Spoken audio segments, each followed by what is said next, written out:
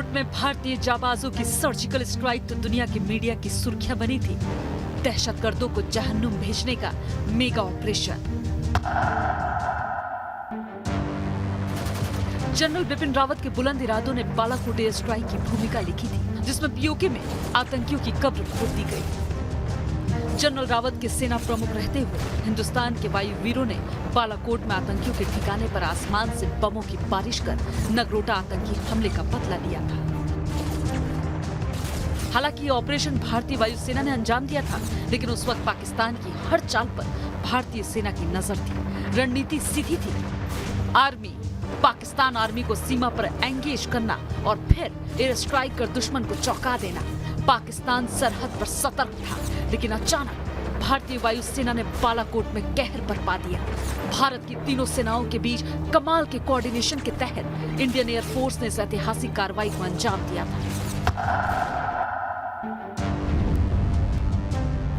इसी तरह म्यांमार में भी उग्रवादियों पर सर्जिकल स्ट्राइक की गई और इसकी स्ट्रेटेजी के भी जनरल रावत अहम किरदार थे। साल 2015 में 8 और 9 जून की रात को भारतीय सेना के जवान 3 टीमों में ध्रुव हेलीकॉप्टर से म्यांमार सीमा में दाखिल हुए। तड़के 3 बजे ऑपरेशन शुरू हुआ। भारतीय सेना के जाबाज जवानों के महज 8 घंटों में इस ऑपरेशन को खत्म कर दिया। हमले में NSCN के कई आतंकी मार गिराए गए थे। ये मिशन चलाया था भारतीय सेना के 21 पैरा ने, जो 3rd कॉर्प्स के तहत काम करता था। उस समय 3rd कॉर्प्स के कमांडर बिपिन रावत ही थे। पूर्वोत्तर में उग्रवाद को खत्म करने में रावत ने अहम भूमिका निभाई।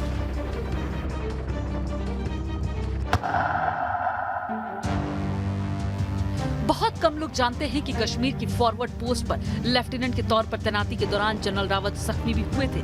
वो साल था 1978 का। तब लेफ्टिनेंट रावत सीमा चौकी पर डटे थे कि अचानक पाकिस्तान ने भारी गोलीबारी कर दी। एक इंटरव्यू में जनरल रावत ने बताया था कि पाकिस्तान से हम पर भारी गोलाबारी होने लगी। एक गोली मेरे टखने में लगी और एक कील मेरे दाहिने हाथ को छूकर निकल गई। पहाड़ों की तरह ही चट्टानी इरादों वाला ये जनरल फक्र से कहता था, मैं पहाड़ी हूँ, इतनी सी घटना में मरने वाला नहीं हूँ। खुद से ज्यादा भरोसा जाबाज जनरल को अपनी मिट्टी और पानी पर था। साल था 2015 और महीना फरवरी, जब नागालैंड के दीमापुर में जनरल रावत का चीता हेलीकॉप्टर उड़ान भरने के महज 20 सेकंड के भीतर क्रैश हो गया था। तब जनरल रावत और हेलीकॉप्टर में सवार बाकी लोगों को मामूली चोटें आई थी। अब तक अपने सीनियर से बात करते हुए जनरल ने कहा था, मैं पहाड़ का आदमी हूँ, मरने वाला नहीं हूँ। लेकिन काश कि कन्नूर में भी ऐसा ही हुआ होता। इस बार पहाड़ से ऊंचे हौसले वाले जनरल के साथ नियति ने कायराना खेल खेला।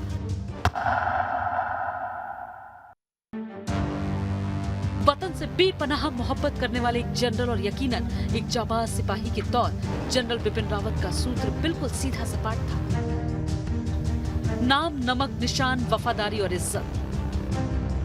जनरल कहते थे कि इन 5 शब्दों पर, इन 5 तत्वों से एक सैनिक की नींव जोड़ी जाती है। ये 5 शब्द इतनी गहराई से उसके दिमाग में बिठा दिए जाते हैं कि जब भी उसे किसी कर्तव्य का पालन करना होता है, वो इन 5 सूत्रों को अपने जहन में रखता है।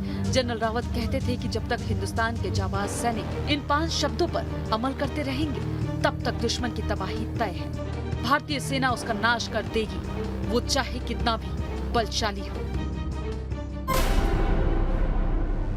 जनरल बिपिन रावत एक फौजी होने के साथ ही साथ एक छात्र भी थे। एक ऐसे छात्र जो ताउम्र नई चीजें सीखने और नई चुनौतियों से निपटने में भरोसा करते थे। जनरल रावत सिर्फ फौज के ऑपरेशंस ही नहीं, बल्कि फौज की जरूरतों को भी उतना ही जरूरी समझते थे। यही वजह है कि बतौर आर्मी चीफ और फिर बतौर CDS जनरल रावत ने मेक इन इंडिया हथियारों पर लगातार जोर दिया।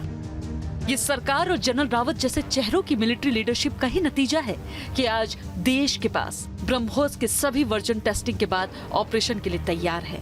तेजस मार्क 2 जैसा फाइटर विमान भारतीय एयरफोर्स के बेड़ों का हिस्सा बने और हिंदुस्तान में AK-203 जैसी असॉल्ट राइफल देश में निर्माण का रास्ता खुले।